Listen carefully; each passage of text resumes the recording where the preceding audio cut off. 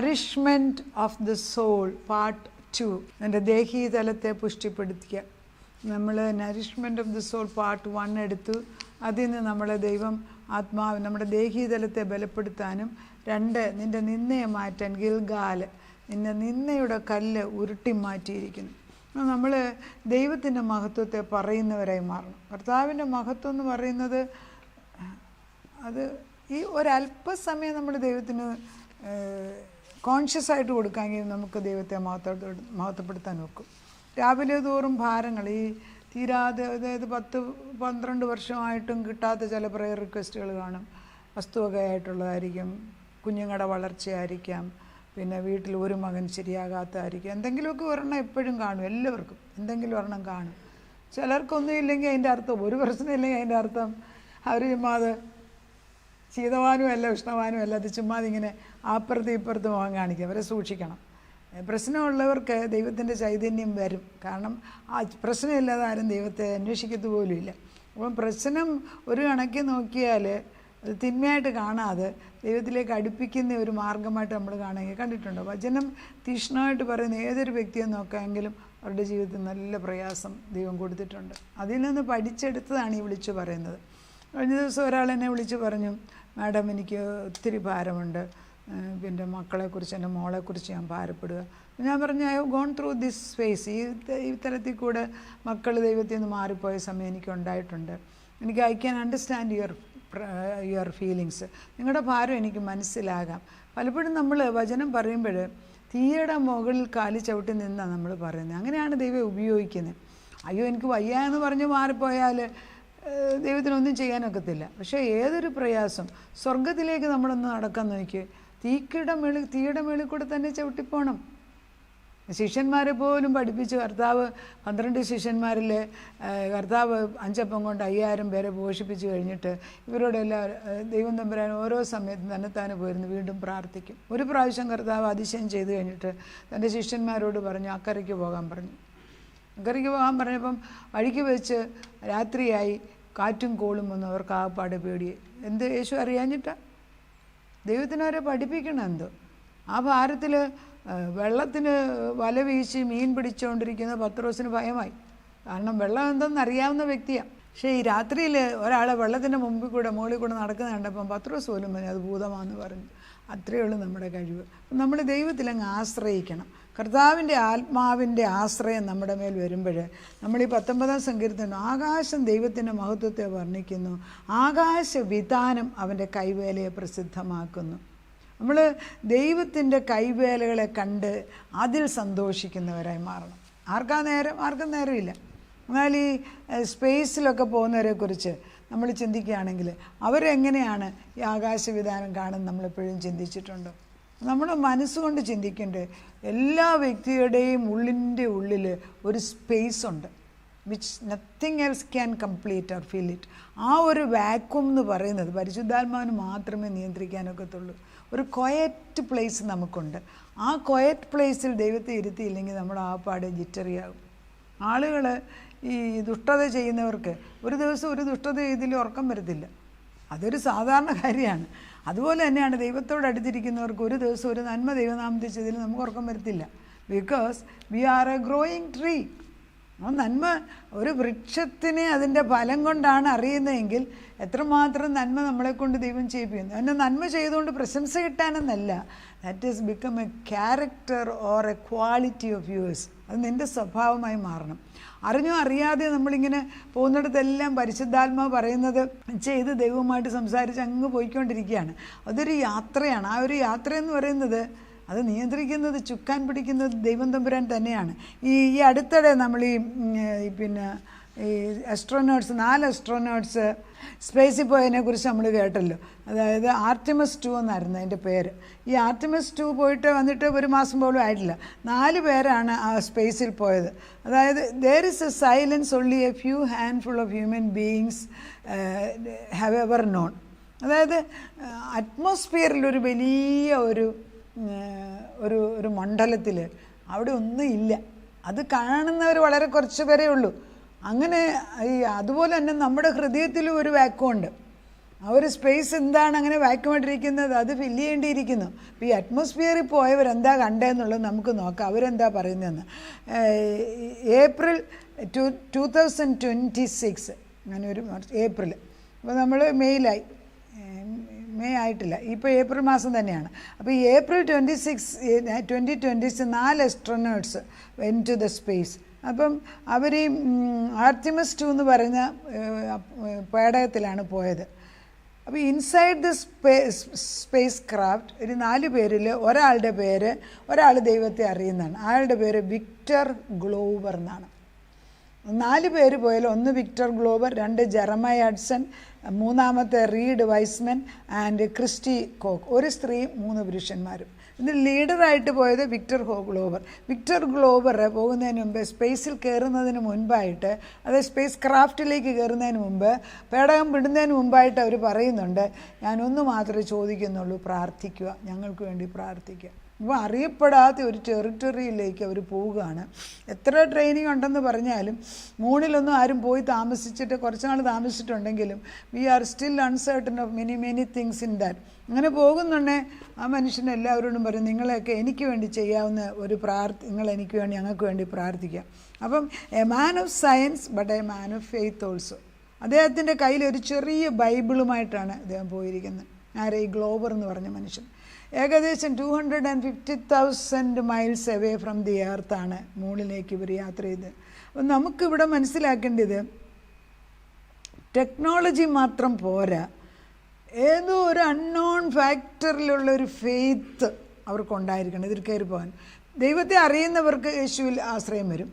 ദൈവത്തെ അറിയാത്തവർക്കും ഉൾക്കരുത്ത് എന്തോ ഒരു ഉള്ളിലൊരു ബലമുണ്ട്, ഒന്നും ആപത്ത് വരത്തില്ല, അങ്ങനെ ചിന്തിച്ചിട്ടല്ലേ നമ്മൾ പോകുന്നത്. ഒരു ഉൾബലം കിട്ടും. എന്താണേലും ദൈവം നിയോഗിക്കാതെ ആരും പോകുന്നില്ല. അവർ ദൈവത്തിൻ്റെ മക്കൾ ദൈവത്തെ കാണാത്തതിൻ്റെ കുഴപ്പം ദൈവത്തിനല്ല.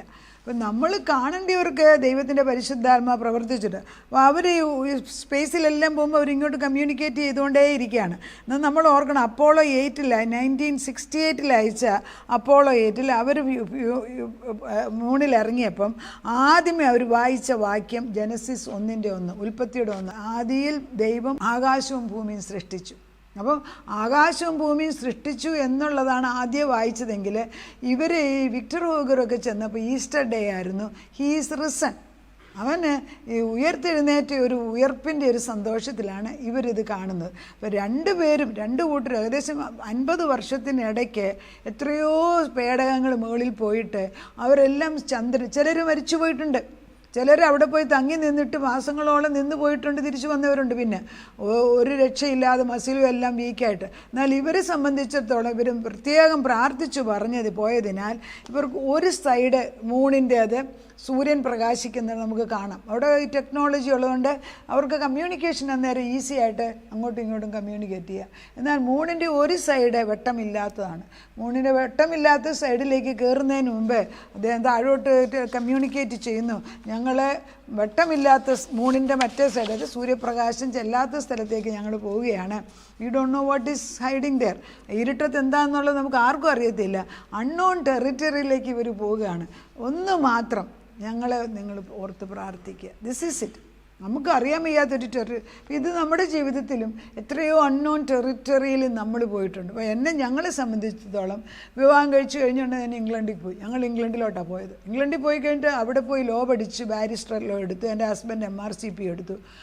ജോലി പോലും 6 മാസം കഴിയുമ്പം പുതിയ ജോലി എടുക്കണം. ബിക്കോസ് ഇന്ത്യൻസിന് പാടുണ്ട് ജോലിക്ക്. പക്ഷേ ദൈവകൃപയാൽ നമുക്കൊരു പ്രയാസവും 6 മാസം കഴിയുമ്പോൾ അതിൽ ഉന്നതമായ ജോലി തന്ന് പഠിച്ച് അവിടെ തന്നെ കുറച്ച് നാൾ പ്രാക്ടീസ് ചെയ്യാനൊക്കെ ദൈവം അനുവദിച്ചു. ഒരു അൺനോൺ ടെറിറ്ററിയിലേക്കാണ് നമ്മൾ പോകുന്നത്. ആരാണ് നടത്തിയത് നമ്മളെ? അദൃശ്യമായ ഒരു കരം, അദൃശ്യമായൊരു. അത് കഴിഞ്ഞ് നമ്മളെ അവിടെ നിന്ന് എത്രയോ ഭാഗങ്ങൾ, ലോകത്തിൻ്റെ പല ഭാഗങ്ങളിൽ ദൈവം പറഞ്ഞയച്ചു. അത് കഴിഞ്ഞിട്ടാണ് ഇപ്പം നാട്ടിൽ വന്ന് നിൽക്കുന്നത്.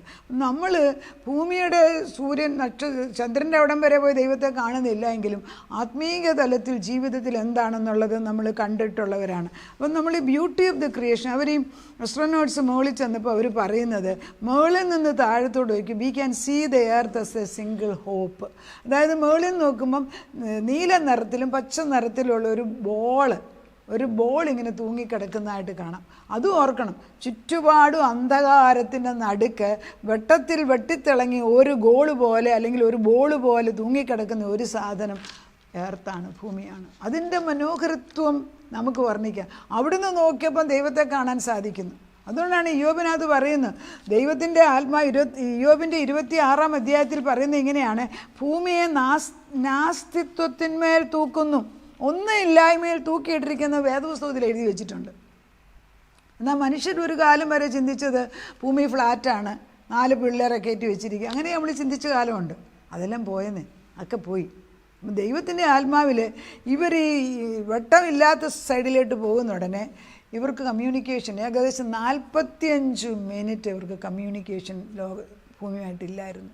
ആ 45 നിമിഷത്തിൽ അവരെ ഭരിച്ചത് എന്താണ്? 1 മിനിറ്റ് ഭൂമിയും നമ്മളും ദൈവം കണക്ഷനിൽ നമ്മൾ അറിയപ്പെടാത്ത നമ്മൾ പേടിച്ചു പോകും. 45 മിനിറ്റിൽ അന്നേരം അവർ പറയുന്നുണ്ട്, മീറ്റിയറോയിഡ്സ് വീഴുമ്പോൾ ഒരൊറ്റ മീറ്റിയറോയിഡ് വീണാൽ ഇത് ഭസ്മമായി പോകും. അവിടെ എല്ലാം അദൃശ്യമായ തൻ്റെ കരം സൂക്ഷിച്ച് അവർ തിരിച്ചു വന്നു കഴിഞ്ഞപ്പോൾ അവർ പറഞ്ഞു തന്നത്, ഈ റോജർ ഗ്ലോബർ എന്ന് പറഞ്ഞ മനുഷ്യൻ പറഞ്ഞത്, ഞങ്ങൾക്ക് ഒന്നറിയാമായിരുന്നു, ഇരുട്ടിൽ സഞ്ചരിക്കുമ്പോൾ ഞങ്ങൾ അറിയാമായിരുന്നു നിങ്ങളുടെ പ്രാർത്ഥന, ദൈവത്തിൻ്റെ ശക്തി ഞങ്ങളുടെ കൂടെ ഉണ്ടായിരുന്നു, അതുകൊണ്ട് ആപത്ത് കൂടാതെ തിരിച്ചു വന്നു. എന്നിപ്പോൾ അവരുടെ articles one after the other വരുന്നുണ്ട്. അപ്പം ഇന്ന് ഭൂമിയുടെ മഹത്വം, ഈ ദൈവം സൃഷ്ടിച്ച് വണ്ണാൻ്റെ അതായത് ഇത്ര മനോഹരമായിട്ട് സൃഷ്ടിച്ച ഒരു ദൈവത്തിൻ്റെ മഹത്വം പറയാൻ നമുക്കറിയത്തില്ലെങ്കിൽ, ഇനി ആകാശം പ്രഖ്യാപിക്കുന്നു, സൂര്യചന്ദ്രന്മാർ പ്രഖ്യാപിക്കുന്നു, പക്ഷിഗണങ്ങൾ വിളിക്കുന്നു, പൂക്കളും ചെടി, നമുക്ക് മാത്രം മനുഷ്യനെ തൻ്റെ സ്വരൂപത്തിലുണ്ടാക്കിയ നമ്മൾ മാത്രം ദൈവത്തോട് മറുതലിച്ച് നിൽക്കുക. ഒരിക്കലും അത് പാടില്ല. തിരിച്ചു കടന്നു നമുക്ക് ദൈവത്തെ ആരാധിക്കാം, ആത്മാവിനും സത്യത്തിലും ആരാധിക്കാൻ ദൈവം നമ്മളെ മാടി വിളിക്കുന്നു. നമുക്ക് പ്രാർത്ഥിക്കാം. നാഥ, ഞങ്ങൾ ചന്ദ്രനിലൊന്നും പോയിട്ടില്ല, പക്ഷെ ഞങ്ങൾ ഇവിടെ ഇരുന്ന് നോക്കുമ്പം, ആകാശമണ്ഡലത്തിലേക്ക് നോക്കുമ്പം, സൂര്യചന്ദ്രനെ കാണുമ്പോൾ, ഭൂമിയിലുള്ള നദികളും വെള്ളങ്ങളും കാണുമ്പോൾ, ഭൂമിയിലുള്ള നിൻ്റെ സൃഷ്ടികളെ ഓരോന്നിനെയും കാണുമ്പോൾ നിന്നെ ഞങ്ങൾ എങ്ങനെ സ്തുതിക്കാതിരിക്കും? കർത്താവേ, സകലത്തിൻ്റെയും സൃഷ്ടാവ് ഉടമസ്ഥനുമായ നിൻ്റെ മുമ്പിൽ ഞങ്ങൾ കമന്ന് കിടന്ന് പ്രാർത്ഥിക്കുന്ന വിഷയം, നിൻ്റെ മഹത്വം, നിൻ്റെ തേജസ്, നിൻ്റെ സ്വരൂപത്തിൽ ഞങ്ങളെ സൃഷ്ടിച്ചിട്ട് ഞങ്ങൾ പാപം ചെയ്ത് തെറ്റിപ്പോയി എങ്കിലും സ്വന്തം പുത്രനെ ഭൂമിയിലേക്ക് അയച്ച് തൻ്റെ സ്നേഹത്തിലും തൻ്റെ കരുതലിലും ഞങ്ങളെ ഇന്ന് നടത്തുന്നവൻ കൃപയ്ക്ക് വേണ്ടി സ്തോത്രം. ആ പരിപാലനം എത്രയോ മഹത്തരമാണ്. അങ്ങോട്ടൊന്ന് കയറി വരാൻ തടസ്സം നിൽക്കുന്ന ബാധകൾ എന്നതാണെങ്കിലും, ഏത് ശക്തി, ജഡമാകാം, പിശാചാകാം, തലമുറയുടെ ശാപം, എന്നതാണേലും ക്രൂശിന്മേൽ തീർന്നിരിക്കുന്നു. അപ്പം ഞങ്ങൾ വിശ്വാസത്തോടെ പറയുന്നു, ഈ മലയോട് മാറി സമുദ്രത്തിലേക്ക് പോയിട്ട് എന്നേക്കായിട്ട് മറഞ്ഞു പോകാൻ. അതേ കർത്താവേ, ജെറീഹോ മതിൽ ഇടിഞ്ഞതുപോലെ, അതുപോലെ തന്നെ കമ്മ്യൂണിസ്റ്റ് ഗവൺമെൻറ് മതിലുകൾ ഗോർബച്ചോൻ്റെ കാലത്ത് ഇടിഞ്ഞു പോയതുപോലെ, ബെർലിൻ ബോൾ ഇടിച്ചു കളഞ്ഞതുപോലെ നിനക്കിതൊക്കെ ഇടിച്ചു കളയാൻ, വിദ്വേഷത്തിനെ ഇടിച്ചു കളഞ്ഞിട്ട് സർവശക്തനായ ദൈവത്തിൻ്റെ മുമ്പിലേക്ക് വിനയത്തോടും താഴ്മയോടും കൂടെ വന്ന് നിന്നെ കാണുവാൻ, നിന്നെ സ്തുതിപ്പാനുള്ള കൃപ ഞങ്ങളുടെ തലമുറകൾക്ക് കൊടുക്കണേ. അപ്പച്ച തിരിച്ചറിവിൻ്റെ ആത്മാവ്, സ്പിരിറ്റ് ഓഫ് ഡിസേൺമെൻറ്റ് അവിടെ നിന്ന് ഇട്ട് കൊടുക്കും. അത് പരിശുദ്ധാത്മാവിൻ്റെ ജോലിയാണ്. ഞങ്ങൾ പ്രാർത്ഥിക്കുകയാണ്, വിശ്വസിച്ച് പ്രാർത്ഥിക്കുന്നു. ഈ മല, ഈ കല്ല്, ഈ ഗിൽഗാല്, നിന്നയുടെ കല്ല് നമ്മുടെ കുഞ്ഞുങ്ങളുടെ മുമ്പിൽ നിൽക്കുന്ന അഴിഞ്ഞു പോയിട്ട് സത്യപൊടിച്ചും വ്യക്തമായിട്ടും കാണാൻ കർത്താവേ, ഈ ഇരുട്ടത്തുനിന്ന് ചന്ദ്രൻ്റെ ഒരു സൈഡിൽ നിന്ന് ഇരുട്ടത്തുനിന്ന് വെളിച്ചത്തേക്ക് വന്നപ്പോൾ അവർക്ക് ജീവൻ, പിന്നെയും കമ്മ്യൂണിക്കേഷൻ കിട്ടി, അവർ ഭൂമിയിലേക്ക് തിരിച്ചു വന്നുവെങ്കിൽ മറന്നു കിടക്കുന്ന കുഞ്ഞുങ്ങളുടെ ഹൃദയങ്ങളിലേക്ക്, മറന്നു നടക്കുന്ന ആൺമക്കളിലെ പെൺമക്കളിലെ കുടുംബാംഗങ്ങളിലെ വെളിച്ചം പകർന്നു കൊടുത്ത് നിന്നിലേക്ക് ആകർഷിപ്പിക്കണമേ. നാഥൻ ചെയ്യുന്ന നന്മകളെക്കുറിച്ച് പറയുന്നത് കേൾക്കുവാൻ, നിൻ്റെ സന്തോഷത്തിൽ അവർ സന്തോഷിപ്പാൻ, നിൻ്റെ ആത്മീക ധൈര്യത്തിൽ, നിൻ്റെ നിത്യജീവനിൽ ഒരു പാർട്ടേക്കറായി മാറാൻ അവരെ നീ അനുവദിക്കുന്നതിനാൽ സ്തോത്രം. കർത്താവെ, നീ വിളിക്കുമ്പം വിളി കേട്ട് വരാനുള്ള ഹൃദയം ഇട്ട് കൊടുക്കണമേ. അങ്ങനെ അവിടുന്ന് ചെയ്യുന്നതിനാൽ സ്തോത്രം. എല്ലാ ഭാരവും പ്രശ്നവും കർത്താവിന് മുമ്പിൽ വെറും മലയായിട്ട് നിൽക്കുന്നത്, വെറും കർത്താവ് നീ പറയുന്നത് അത് എൻ്റെ മുമ്പിൽ വെറും ഉറുമ്പ് പോലെയാണെന്ന്. എത്ര വിശ്വസ്തനായ ദൈവം! വിഷയം നിൻ്റെ മുമ്പിൽ കൊണ്ട് വെച്ച് കഴിയുമ്പം നടനിന്ന മാറ്റി ഞങ്ങൾക്ക് ഉത്തരം തന്നതിന് നന്ദി പറയുന്നു. അത് ഞങ്ങൾക്ക് മുൻപായി വഴിയൊരുക്കുന്നതിന് നന്ദി പറയുന്നു. സകലതും യേശുക്രിസ്തുവിൻ്റെ പുണ്യനാമത്തിൽ തന്നെ. ആമേൻ.